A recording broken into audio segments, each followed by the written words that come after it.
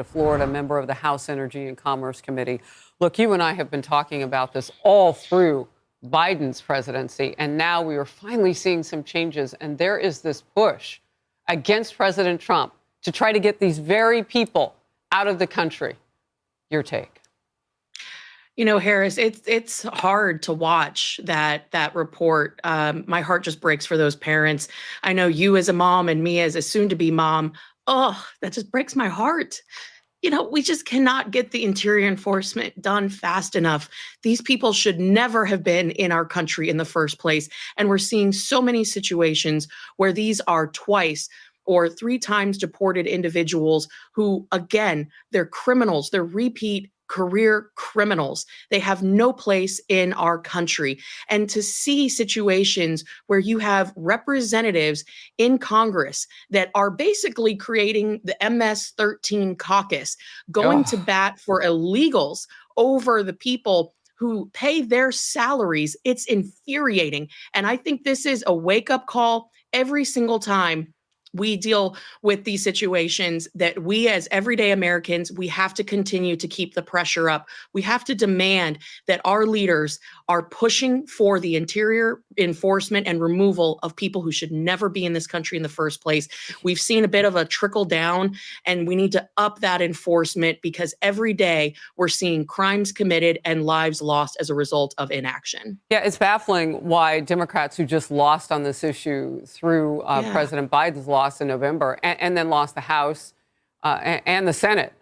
I mean, it's unbelievable that they think the flex for this moment would be to back people who are in the country illegally and then not to root for a president to kick them out when they commit further crimes. I mean, it's unbelievable. Look, let's take a look at Colorado Senate Democrats for an example, too. They just passed a bill which creates more ways to block the federal government from arresting and deporting the state's illegal immigrants. In short, to block the president's agenda. And the bill would bar ICE agents from non-public spaces like jails, hospitals, libraries, schools, and child care centers without a warrant. So they're going after a bad guy, and they have to do something they wouldn't normally have to do for an American citizen. If you see somebody in a park, you go after them. I mean, this is unbelievable. It is. I mean, to talk about common sense is not common.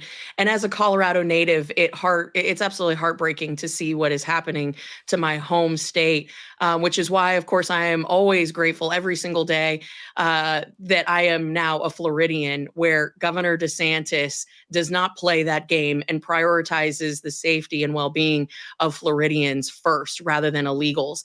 I mean, it's absolutely mind-blowing that these are individuals that are supposed to be fighting for Americans first.